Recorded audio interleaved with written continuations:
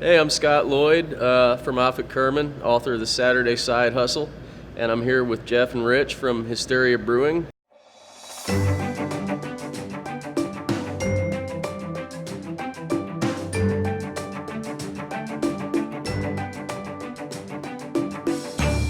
Tell me about your process a little bit as far as, what products you're going to bring to the market next. How do you make those decisions about, kind of what to brew, what to sell?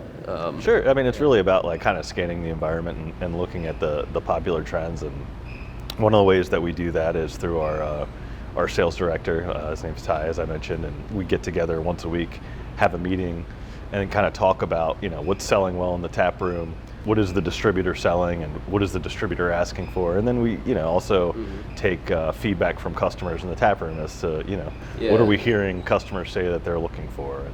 And so we try to kind of tailor our offering based on what that's first, and then kind of after that, it's kind of like about, okay, we have certain beers that we know we're known for, like Trash Panda is our IPA. Yeah.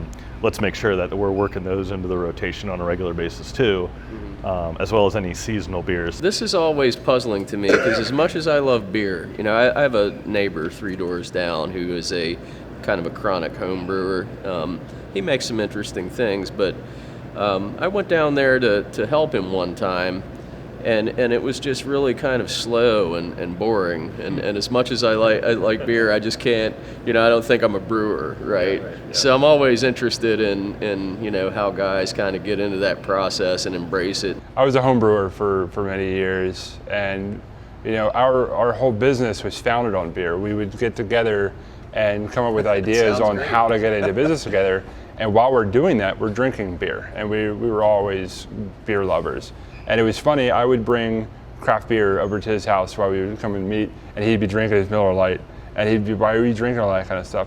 And then I'd take him out for, one day we went to, for his birthday, we went to Dogfish Head for a tour.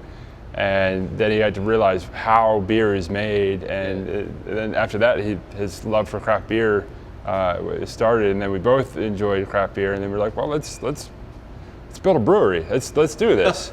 And it was, so the original idea was that I was going to brew the beer. We were going to be a small nano brewery with a pilot. Basically, our pilot system was going to be our main brewery, and we were going to just have a small tap room.